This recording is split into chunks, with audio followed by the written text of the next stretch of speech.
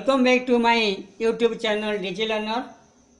In today's video lesson, we shall discuss about fundamental rights. So, in the chapter fundamental rights, I have made two videos lesson from of 6 category of fundamental rights or the whole chapter of fundamental rights. Now we shall discuss about the part 1 of the fundamental rights chapter. In this video lesson, we shall discuss about right to equality and right to freedom.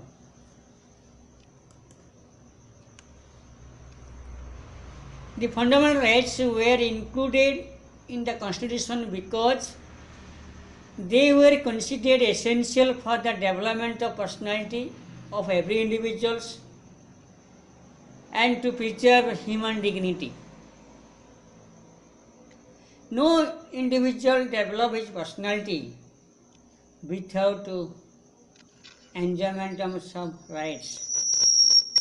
So, some rights are very essential to be provided to the individuals, to be provided to the citizens, without which his personality cannot be developed. Through enjoyment of rights, the individual preserves his human dignity. The fundamental rights are included in part 3 of the Constitution from Article 12 to 35. In this regard, the framers of the Constitution derived inspiration from the Constitution of USA, that is the Bill of Rights of US Constitution. Part 3 of the Constitution is rightly described as the Magna Carta of Indian Constitution. The fundamental rights are granted by the Constitution to all persons without any discrimination. The main objective of fundamental rights are to establish political democracy in India. Fundamental rights are named so because they are granted and protected by the Constitution, which is the fundamental law of the land. They were fundamental also in the sense that they are most essential for all-round development of the individuals, like material, intellectual, moral, spiritual. Originally, the Constitution provided 7 fundamental rights. However, right to property was deleted from the list of fundamental rights by 44th Constitutional Amendment Act of 1978. It is made a legal rights under Article 300, Part 1 in the 12th part of the Indian Constitution. So, at present, there are 6 fundamental rights. Originally, the Constitution provided for 7 fundamental rights like right to property, equality, right to freedom, right against exploitation, right to freedom of religion, cultural, educational rights, right to property, which the original Constitution had, but today right to property is not a fundamental rights. 7th right to constitutional right is Article 32. However,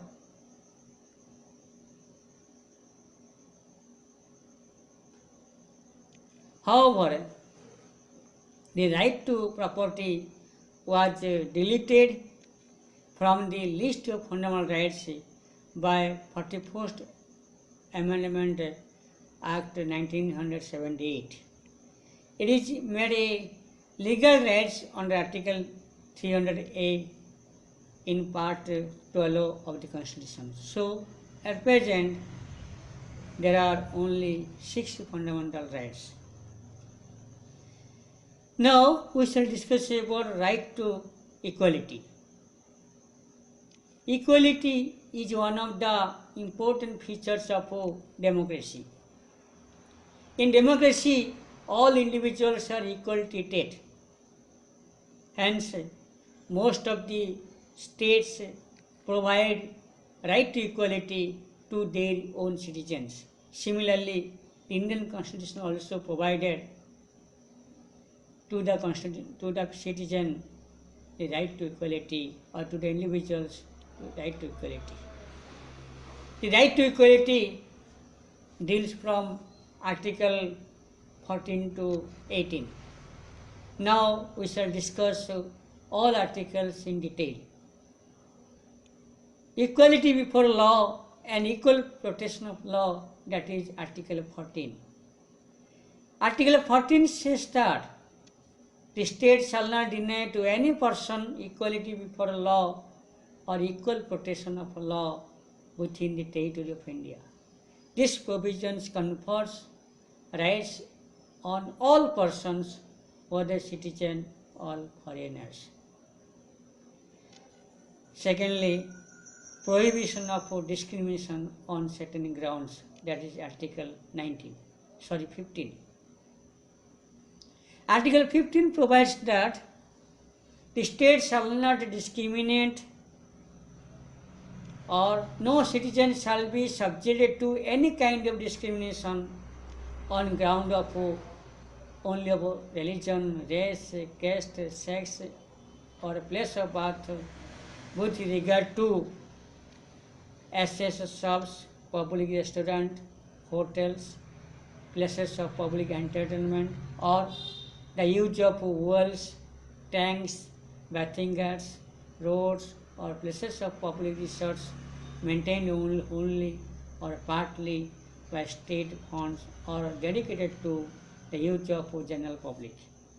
This provision prohibits discrimination both by state and private individuals.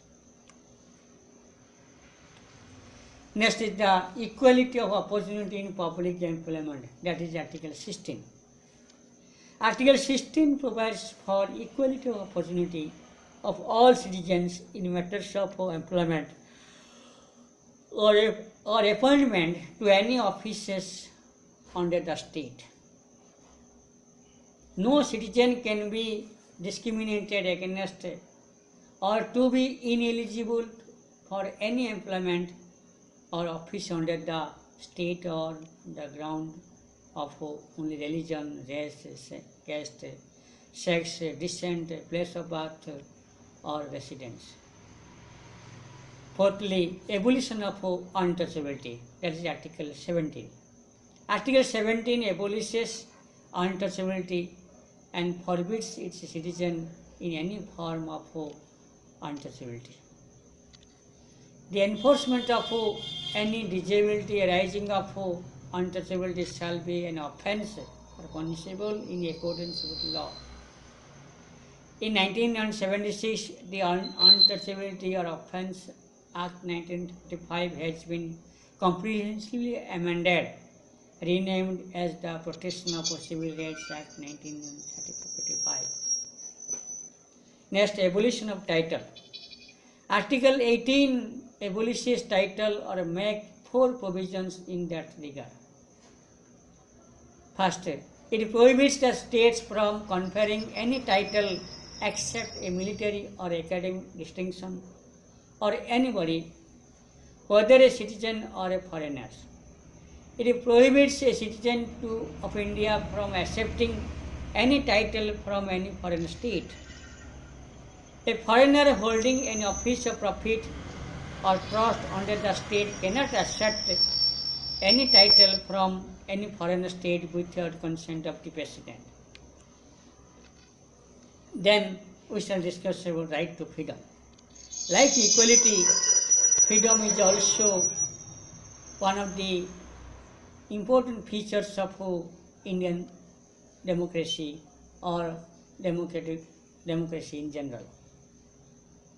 Every democratic state provides right to freedom to their own citizens. Similarly, the Indian Constitution also provides its citizen or her citizens right to freedom from Article 19 to 22. Now we shall discuss in detail. First is the protection of 6 rights under Article 19. Under Article 19 of the Indian Constitution, the citizens are given 6 fundamental freedoms. First, right to freedom of speech and expression. Second, right to assemble peacefully without any arms. Third, right to form association or union or cooperative societies. Fourth, right to move freely throughout the territory of India. Right to reside, settle in any part of territory of India. Right to practice any profession or to carry out any occupation, trade or business. Next, protection in respect of conviction of offense. Article 20. Article 20 grants protection against arbitrary or excessive punishment to any accused person, whether citizen or foreigner or legal person like a company or corporation. No person shall be prosecuted or punished for same offence more than once. No self-incrimination. No person accused of any offence shall be compelled to be a witness against himself. Third, protection of life and personal liberty. Article 21 declares that no person shall be deprived of his life or personal liberty except according to the procedure established by law. The right is available to both citizens and foreigners, non-citizens.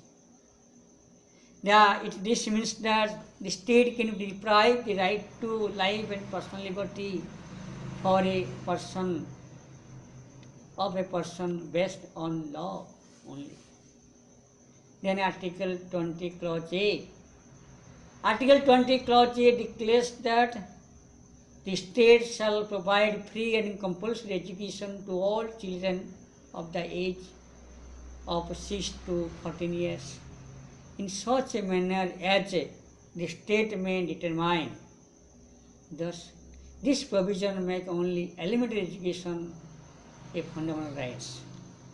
This provision was added by the 86th Constitutional Amendment Act of 2002. The amendment is a major milestone in the country's aim to achieve education for all. Next, protection against arrest and detention, that is Article 22. Article 22 grants protection to persons who are arrested or detained. Detention is of two types, namely punitive or preventive. Punitive detention is to punish a person for an offence committed by him after trial or conviction in a court. Preventive detention, on the other hand, means detention of a person without trial or conviction.